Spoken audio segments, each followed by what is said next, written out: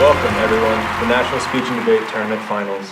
This tournament has focused on the topic of quarantining different infectious diseases, and tonight's topic is Middle Eastern Respiratory System. Tonight we have Team 3 debating the topic of Middle Eastern Respiratory System, otherwise known as MERS. MERS is a highly infectious disease that is extremely new to society. So far, coughing is known as the major mode of transmission for MERS, and there are no vaccines related to MERS at this time. We have split up into two separate teams to argue each side, formally. Team 1 will be Caroline Snyder and Bethlehem Member 2. And Team 2 is Jacob Reed and Jack Minuti. Before we go into our debate, each team will present a speech that supports their argument of whether infected MERS individuals should be quarantined or if they should not be quarantined.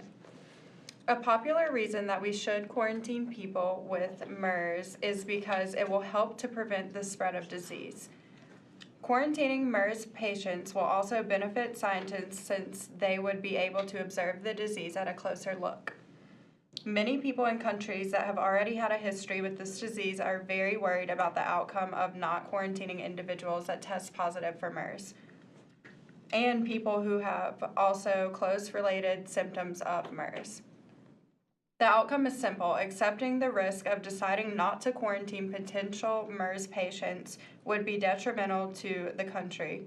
Since MERS is a highly contagious disease, not quarantining patients would be considered as an intentional death threat to those that are not yet infected. How many individuals are we willing to risk for this disease? Quarantining these patients only makes sense due to the many hazards associated with MERS. So according to a research done by Kai in 2015, the MERS outbreak that has occurred in South Korea was characterized by intra-hospital transmission and hospital-to-hospital transmission. Several criteria can explain why the outbreak might have occurred in hospitals. The South Korean hospitals or healthcare system is very loose that patients go directly to emergency rooms whenever they feel sick or to seek treatments. In addition, it being at a very low cost or being at an affordable price. Patient disease history, response to certain medications, and clinical examinations are not disclosed between different hospitals. Moreover, visiting patients that are sick is a custom in South Korea, so we can refer from this that the South Korean hospitals are pretty much crowded all the times. The cases in hospitals, so according to the results that we have and according to studies, we speculate, there's a higher speculations that these diseases or might have been acquired from hospitals. Hence, putting patients in quarantine is the best choice that can be utilized to mitigate the spread of the disease in crowded settings like hospitals, such as in South Korea. There is currently one patient in quarantine. 16,692 patients were released from the quarantine. And then there were 138 patients that completely recovered from the MERS disease. These results show that the temporary placement of MERS patient in quarantine had a positive impact. And it's evident that numerous people were able to recover from the disease with a temporary placement in their quarantine. Moreover, the earlier the patients are isolated and put in quarantine, the lower chances of the disease the lower case of the disease progressing into a severe state that we cannot do anything at that point.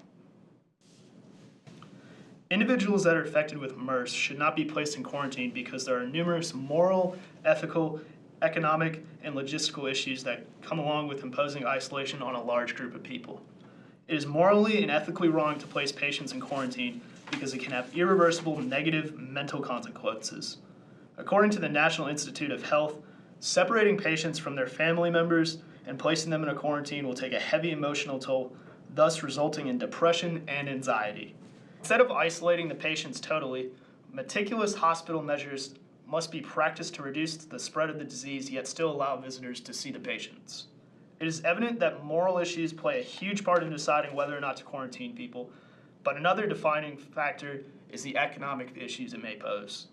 Costs are going to vary to build a facility or use a facility that is proper for quarantining. According to a recent cost comparison of the Ebola epidemic outbreak in 2014, Quarantine contributed $1,000 per day per patient to the total cost of Ebola. But the actual isolation of a person who had Ebola cost almost $15,000 per day per patient. The cost of the facility is not the only thing that contributes to the total cost of quarantining, but the labor fees that must go to doctors and nurses to perform the treatment and take care of the patients. The threat of MERS spreading to epidemic proportions is not high enough to justify the economic costs of carrying out a quarantine operation. In addition to the moral, ethical, and economic issues, there are also several logistical issues that would come along with isolating people infected with MERS. According to the website Health Affairs, the most obvious and probably the largest logistical issue would be the physical process of finding and forcing all the people who are infected with MERS to live in an isolated colony. It would be nearly impossible to find every person with MERS worldwide, or within a large nation such as the US, and force them to go into an isolated area. Another logistical issue would arise when deciding where the isolation zone should be located. Anyone living near the zone would protest the placement of the zone because of the possible health issues that could come along with living in proximity to a large group of people who are sick. It is not exactly known how MERS is transmitted, therefore anyone living near the colony of sick people would have good reason to be worried. Lastly, the time it would take to answer the questions how, who, and where in regards to the plan to isolate the sick would likely take over a year. We live in a society where every national or worldwide action requires approval from the federal government, and the federal government is infamous for moving at a very slow pace with everything they do. By the time a viable system of quarantining the sick was set up, a more ethical, economical, and logistical answer to dealing with the sickness could have been formulated and implemented. Now we will enter the final live back and forth debate between Team 1 and Team 2. Team 1 will ask the first question. Given the mental issues associated with the moral and ethical problems related to quarantining MERS individuals, how many uninfected individuals are we willing to sacrifice in order to keep already infected MERS individuals sane?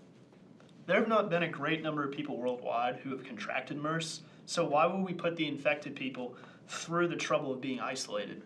According to the website Helio, about 8,000 people have been infected with MERS worldwide since 2002, and only 10% of those people died. 8,000 people infected over a 16-year period is very small in comparison to diseases such as cholera or influenza. Thank you, Team 1, for your question, and Team 2 for your answer. Now Team 2 will ask Team 1 a question. Caroline and Bethlehem say that scientists having more time to study this disease would be beneficial, but this could be a bad thing because scientists and the government tend to take advantage and abuse patients' rights in the past. For example, when the isolation of the leper colony occurred, it caused people and their families to move to a place they couldn't escape. This was all because the scientists had no clue what the disease was and they wanted to remove them from the world. In the end, it was found that leprosy was very hard to contract and the isolation was unnecessary, a waste of money, and it destroyed the mental health of those isolated. There is no way that an isolation of patients that have MERS would not cause similar circumstances. Although these privileges have been taken advantage of in the past, we should focus on what's now rather than what was years ago. Detailed documents can always be provided to patients explaining what the treatment, study, and isolation would consist of, leaving nothing of major importance out. Scientists being able to perform better research on such a worldwide epidemic is never a waste. Conducting more and in-depth research will only enhance our knowledge of these infectious disease. That way, it's known to our population instead of having no explanation as to why this disease is evolving or how this disease can be treated. Thank you, Team 2, for your question, and Team 1 for your answer. Team 1 will now ask a question, and Team 2 will answer. Since MERS is such a new infectious disease, it would never cost as much money as Ebola, which is a major epidemic throughout the world, has in the past if we act now. If we decide to halt quarantine now, what price will we pay later in the future? It doesn't matter what the disease is, quarantining is still going to cost a ton of money. The devices and medicine that were needed to fight Ebola may be more expensive than what would be used to fight MERS, but that doesn't mean that paying the doctors to fight MERS would cost less. In order to quarantine a disease, some money would have to be pulled from government funds, and that is not worth it considering how there is a very small amount of people that actually have the disease and how unknown MERS is globally. Great question, Team 1. Now Team 2 will ask the last question. They state that not quarantining would be intentional death due to spreading of MERS, but wouldn't quarantining cause an extreme mental harm to patients? The leper colony of Malaki forced an extreme case of isolation and destroyed the mental health of patients and their family. There is no way MERS could spread enough to cause more physical harm than mental harm. Saying that there is absolutely no way that MERS could cause more physical harm than mental harm is redundant. Considering the knowledge that we already have of MERS, without the need to isolate individuals, we know that MERS is a highly contagious infectious disease. The mode of transmission for this disease is as simple as being close to someone infected that coughs.